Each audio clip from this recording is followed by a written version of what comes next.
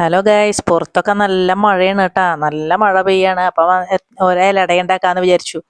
അതിനായിട്ട് ചക്ക കൊണ്ടല്ല ഉണ്ടാക്കിയത്, ചക്കയുടെ അല്ല. ഞാൻ ഒരു മാങ്ങ ഉണ്ടായിരുന്നു, അപ്പോൾ മാങ്ങ കൊണ്ട് അട ഉണ്ടാക്കാന്ന് വിചാരിച്ചു. അങ്ങനെ മാങ്ങയൊക്കെ ചെത്തി കഷ്ണങ്ങളാക്കി അതിനൊന്ന് അടിച്ചെടുത്തു മിക്സിയിൽ. അതുപോലെ തന്നെ രണ്ടച്ച് ശർക്കര കുറച്ച് വെള്ളത്തിൽ ഒന്ന് പാനിയാക്കി എടുത്തു.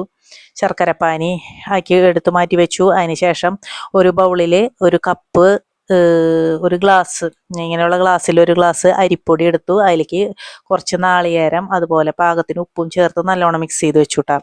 മിക്സ് ചെയ്തതിന് ശേഷം നമ്മൾ ശർക്കരപ്പാനി ചൂടോടുകൂടി തന്നെ അതിലേക്ക് ഒഴിച്ചു കൊടുത്തു. ചൂടോടുകൂടി തന്നെ ഒഴിച്ചു കൊടുക്കണം കേട്ടോ.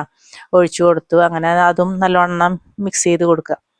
നല്ലപോലെ എല്ലായിടത്തും മിക്സ് ചെയ്തതിന് ശേഷം നമ്മൾ അടിച്ചു വെച്ചിരിക്കുന്ന മാങ്ങയുടെ അത് അടിച്ചു വെച്ചിട്ടുണ്ടായിരുന്നു, അതും അതിൻ്റെ പൾപ്പും കൂടി ഇട്ട് കൊടുത്തു.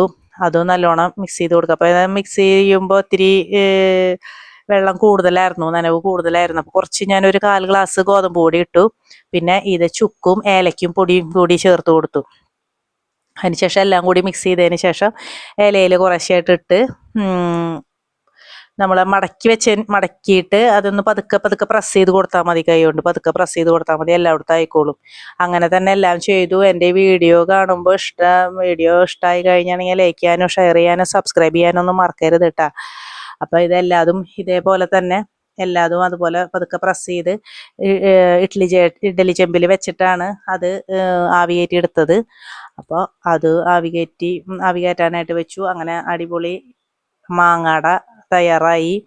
അപ്പോൾ എല്ലാവരും ഒരു പ്രാവശ്യമെങ്കിലും ഇത് ഉണ്ടാക്കി നോക്കിയോളൂ. നല്ല സൂപ്പറാണ്, പ്രത്യേകിച്ച് ഈ മഴക്കാലത്ത് അടിപൊളിയാണ്. എല്ലാവരും ട്രൈ ചെയ്ത് നോക്കണം കേട്ടോ.